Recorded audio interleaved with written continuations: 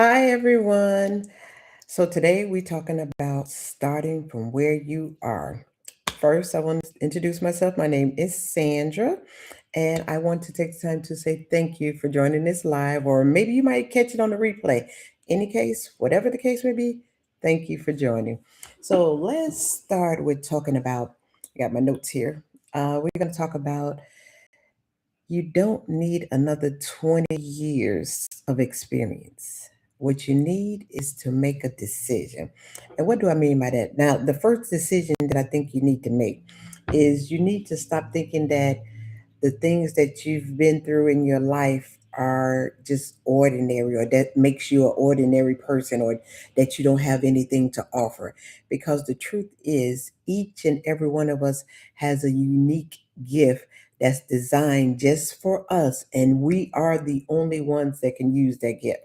Now, when I talk about like saying what our gifts is, like you and me may have the same gift of encouragement, but me using my gift as encouragement will be different from maybe the way your intentions for using your gift of encouragement. Like, let's say you may be able to go stand in front of a room of 100 young mothers and help them by encouraging them on their new journey. I'm a mother, but I may not be able to do the same thing. I may be able to go stand in front of a women in prison, and deliver something that'll help encourage them to let them know that life doesn't end just because they where they are right now. So when you think about I need more experience. I People don't want nothing I have. That is not true. You are unique and you should be using your gift.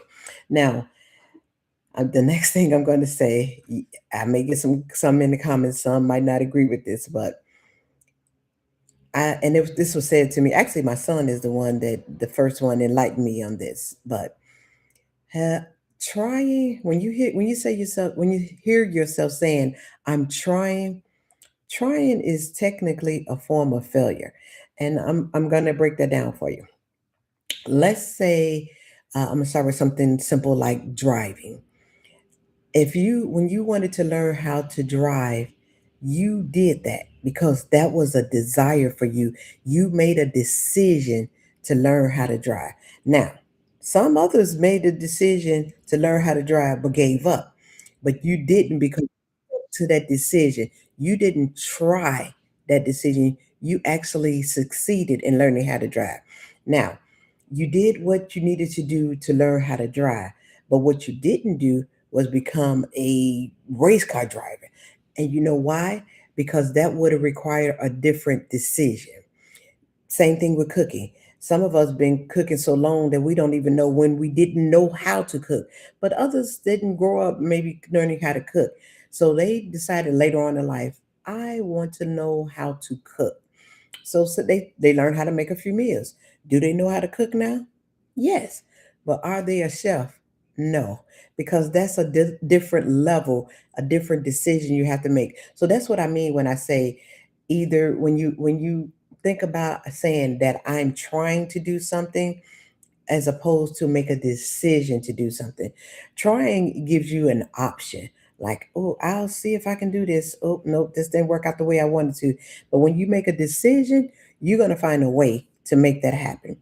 So, have you decided to start an online business? Or should I say, have you been trying to start an online business? You're going to have to decide if I want to try to do this or if I want to make a decision to do this. I'm going to tell you a little story. Years ago, I used to read a lot. I used to read romance books a lot. And when I'm reading these books, I would always catch myself saying, "Oh, they should have did this," or "She should have did that." And then it dawned on me, like, write your own book. But I didn't make a move until I met a friend. When I met this friend, me and her started talking about writing. She goes in her room and comes back with all these pieces of paper, and they were actually, how do you? She worked at Jewels in the baking department, and on all these order forms, she had started writing a book.